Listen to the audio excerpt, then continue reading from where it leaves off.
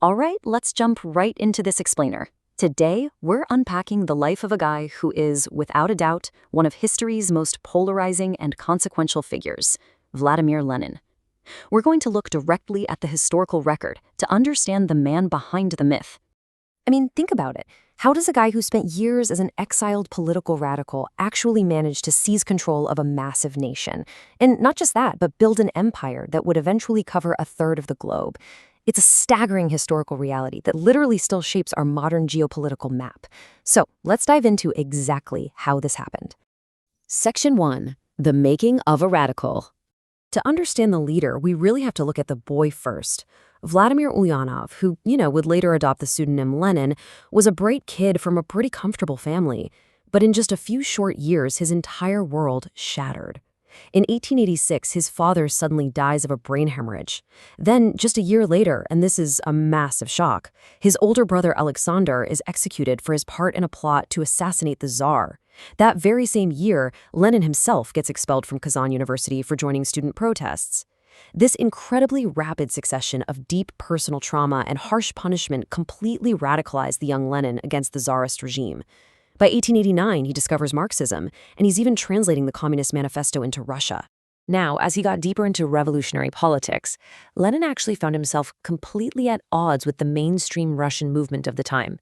The dominant agrarian socialist, or Narodnik movement, really believed the Russian peasantry could just bypass capitalism entirely through rural communes. But Lenin, he totally broke from this. He embraced the orthodox Marxist view, arguing that no, society has to move through capitalism first, and that the urban working-class proletariat, not the peasants, must establish a dictatorship to actually move towards socialism. Moving on to Section 2. Sparking the Revolution. So, after spending years exiled in Western Europe, Lenin begins meticulously architecting this revolutionary machine. Now, what's really interesting about this slide is his major innovation to Marxist theory, the Vanguard Party. Outlined in his 1902 pamphlet, What is to be Done, Lenin argued that the proletariat couldn't just organically rebel and expect to win. They needed leadership, specifically a highly disciplined elite core group of socialist intelligentsia to guide them, a vanguard. And this intense demand for total discipline, well, it completely fractured the Russian Social Democratic Labor Party at their 1903 Congress. The party split right down the middle. Lenin led the Bolsheviks, which literally means majoritarians, who demanded strong leadership, absolute ideological discipline, and complete control over the party. On the flip side, the Mensheviks, or minoritarians, argued for a much more open approach where members could express themselves independently of the leadership. As we'll see, Lenin's absolute insistence on unquestioned control really defined his entire political career. Okay, let's fast forward to the dizzying absolute chaos of 1917. The February Revolution topples the Tsar, establishing a provisional government. Lenin is stuck in Switzerland, and he desperately wants back in on the action. In a crazy twist of fate, the German government, hoping to destabilize their Russian enemy, lets him travel right across their territory in a famous sealed train. This injects him straight into the madness. He arrives in Petrograd calling for an armed uprising. Things get heated, violent clashes break out in July, and he has to briefly flee to Finland. But by October, he's back, and the Bolsheviks decisively besiege the Winter Palace, effectively toppling the government. Section 3. Seizing total control. With the provisional government gone, the Bolsheviks moved with astonishing speed to consolidate their power. I mean, they completely upended Russian society in a matter of weeks. They issued the decree on land, which nationalized massive aristocratic estates for redistribution. The decree on the press immediately shut down opposition media outlets. Banks and major industries, boom, brought straight under state control. He also threw in some highly popular moves, like introducing an 8-hour workday and rolling out mass literacy campaigns.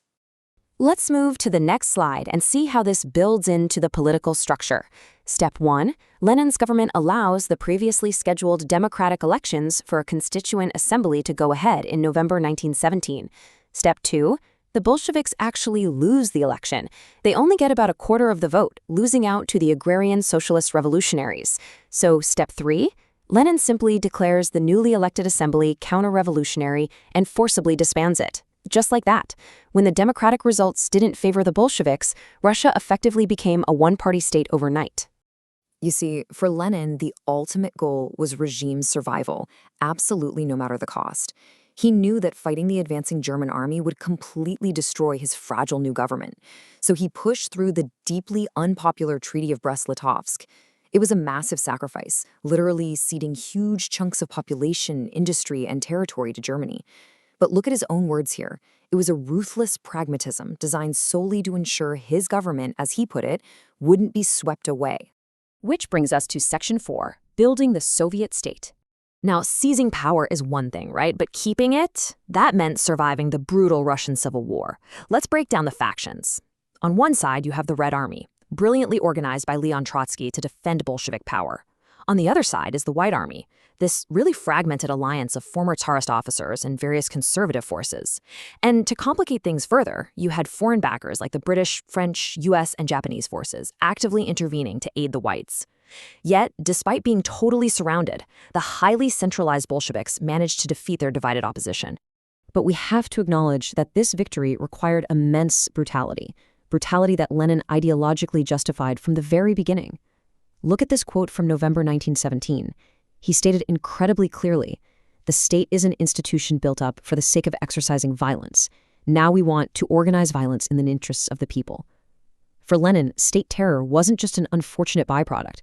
It was a legitimate, strictly necessary revolutionary tool. And that terror was quickly systematized by his new secret police force, the Cheka. Historians estimate that somewhere between 50,000 and 140,000 people died in what became known as the Red Terror. This wasn't random. It was a systematic, calculated campaign of arrests and executions targeting the bourgeoisie, anti-Bolsheviks, and perceived class enemies, all to secure the revolution. This period also saw devastating economic policies, which, when combined with a severe drought, led to an absolute catastrophe. 5 million. 5 million people. That is the immense, staggering human cost of the 1921 Russian famine. To put that into perspective, it's a nearly unfathomable loss of life, and the crisis was severely exacerbated by the government's strict policy of war communism, especially the forced requisitioning of grain right out of the hands of the peasantry. So the crucial point here is that facing mass uprisings and staring down total economic collapse, Lenin actually pivoted. In 1921, he introduced the new economic policy. He pragmatically compromised on his own deeply held socialist principles.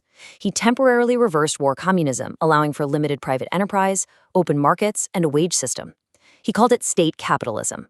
And while a lot of hardline Bolsheviks saw this as a massive betrayal, Lenin implemented it simply because he had to keep the regime alive. Section 5. Decline and Succession. Lenin's final years were truly marked by severe physical decline, along with this growing, intense anxiety over the massive bureaucratic monster he had essentially created.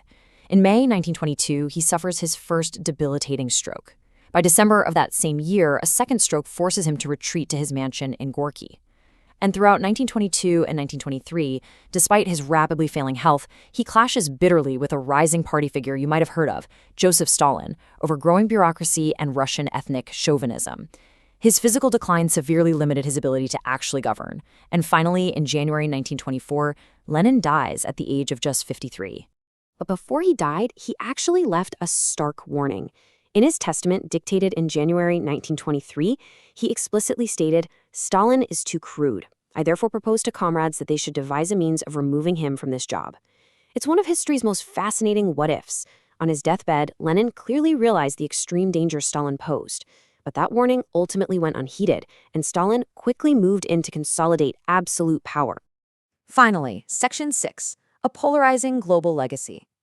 And this slide brilliantly illustrates how we process the monumental impact of his life today, because his legacy is deeply, deeply divided. On one hand, his supporters praise him for his staunch anti-imperialism, his elevation of the working classes, and for taking concrete, real-world steps towards socialism. Conversely, his critics strongly condemn him for dismantling democracy, establishing a totalitarian dictatorship, and overseeing horrific political repression and mass killings. Which leaves us with a question that historians continue to fiercely debate even today. Was Lenin a visionary revolutionary who genuinely sought to free the working class, a ruthless dictator who built an engine of state terror, or somehow both? I'll leave that for you to ponder. But what is absolutely undeniable is that this one man's iron will completely reshaped the geopolitics of the entire 20th century. Thanks for joining me for this explainer.